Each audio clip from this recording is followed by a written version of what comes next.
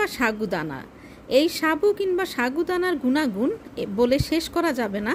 আমাদের মা দাদিরা কিন্তু সরাসরি সাগুদানাটা দুধের মধ্যে দিয়ে তারপরে রান্না করত, আর এতে যেটা হতো এর গুণাগুণটা একদম 100% অক্ষুণ্ণ রাখতো। আর এটা যদি আমরা ধুয়ে ফেলি তাহলে কিন্তু ধুয়ে যখন পানিটা ফেলে দেই এর গুণাগুণটা কিন্তু অনেক অংশেই নষ্ট হয়ে যায়, আর এটার যে স্বাদ আর গন্ধ সেটাও কিন্তু অনেকাংশে নষ্ট হয়ে যায়। আমার প্রিয় ভিউয়ার্স, আসসালামু আলাইকুম, কেমন আছেন আপনারা সবাই? আশা করি মহান আল্লাহ তাআলার রহমতে আপনারা সবাই ভালো আছেন। আলহামদুলিল্লাহ আমিও ভালো আছি। তাই তো আপনাদের মাঝে ফিরে আসলাম চুমকি রান্নাঘর থেকে। আর চুমকি রান্নাঘর মানে তো আপনাদের রান্নাঘর। তো আমি সেই মা দাদিদের মতো করে একেবারে অথেন্টিক প্রসেসে আজকে এই সাগুদানাটা রান্না করেছি। আর রান্না করার পরে আমি আমার মনের মাধুরী মিশিয়ে এটাকে ডেজার্ট হিসাবে আপনাদের সামনে উপস্থাপন করেছি।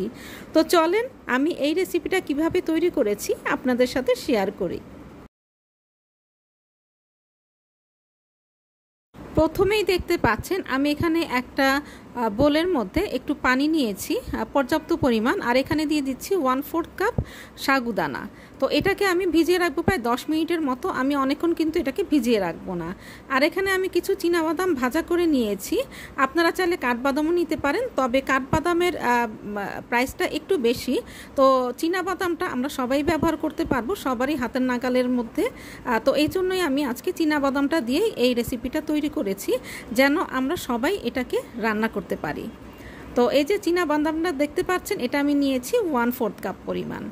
তারপরে এই যে এটাকে ভিজিয়ে রাখলাম। তো ভিজিয়ে রাখার পরে আমি একটা প্যানে দুধ দিয়েছি। তো এখানে আমি 1/2 কেজি দুধ নিয়েছি, লিকুইড দুধ নিয়েছি। তারপরে এখানে আমি দিয়ে দিচ্ছি একটা দারচিনি আর একটা এলাচ। দেওয়ার পরে আমি এটাকে খুব ভালো করে জাল করে নিব, যেন আমার যে দারচিনি আর এলাচের যে সুঘ্রাণটা সেই অ্যারোমাটা যেন যখন ছড়িয়ে পড়বে তখন আমি এই দারচিনি আর এলাচগুলো উঠিয়ে নিব। উঠিয়ে নেওয়ার পরে সেটার মধ্যে কিন্তু আমি ভিজিয়ে রাখা যে সাগুদানাগুলো ছিল সেগুলো আমি দিয়ে দিচ্ছি। তো দিয়ে দেওয়ার পরে খুব ভালো করে এটাকে জাল করব। আর সাগুদানাটা দুধের মধ্যে জাল করার সাথে সাথেই কিন্তু সাগুদানাটা অর্ধেক মানে মিশে যাবে আর অর্ধেক দানাদার থাকবে। আমরা যখন আগে একটু পানিতে যখন সেদ্ধ করে নেই তারপর ধুয়ে নেই, সাগুদানাগুলো কিন্তু দানাদার থাকে।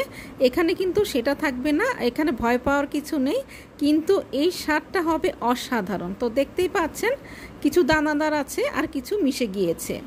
আর এই যে মিশে যাওয়াটার মধ্যে কিন্তু স্বাদ লুকিয়ে আছে।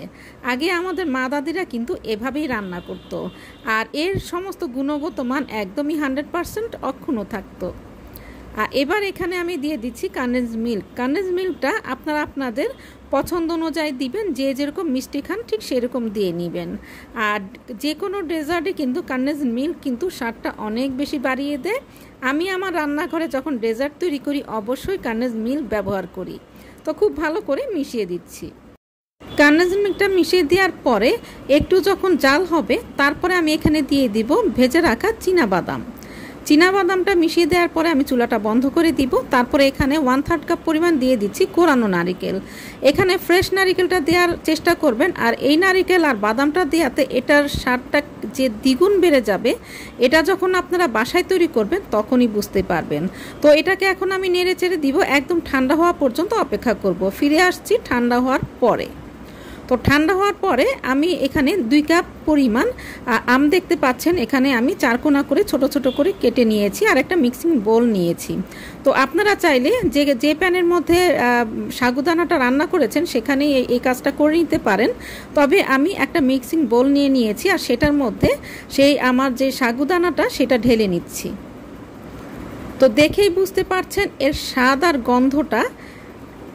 আর পুরোপুরি এটার যে অ্যারোমা, সাগুদানার কিন্তু একটা আলাদা অ্যারোমা আছে।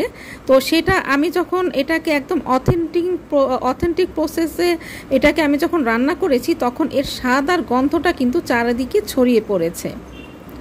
তো এখন আমি এখানে দিয়ে দিচ্ছি হলো রুহ আফজা। রুহ আফজাটা অপশনাল, আপনারা চাইলে ব্যবহার করতে পারেন আর না চাইলে নাও দিতে পারেন।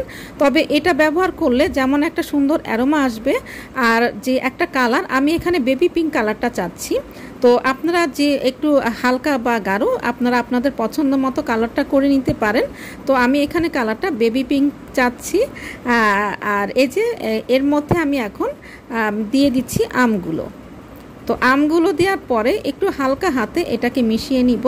তো এই যে দেখতে পাচ্ছেন লুকটা কতটা লোভনীয়, আর মানে খেতে যে কি স্বাদ হয়েছে সেটা আপনারা যখন বাসায় তৈরি করবেন তখনই বুঝতে পারবেন। তো এই যে পরিবেশনও করে ফেলেছি আপনাদের জন্য।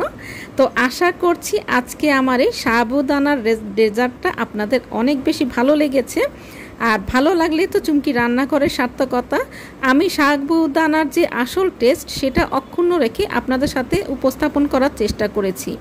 তো আশা করি আপনারা ট্রাই করবেন, আর ট্রাই করে যদি ভালো লাগে তাহলেই তো চুমকি রান্নাঘরের সার্থকতা, কারণ চুমকি রান্নাঘর মানে তো আপনাদের রান্নাঘর। তো মনের মাধুরী মিশিয়ে রান্না করবেন, নিজে খাবেন, প্রিয়জনকে খাওয়াবেন। সবাই ভালো থাকবেন, সুস্থ থাকবেন। আল্লাহ হাফেজ।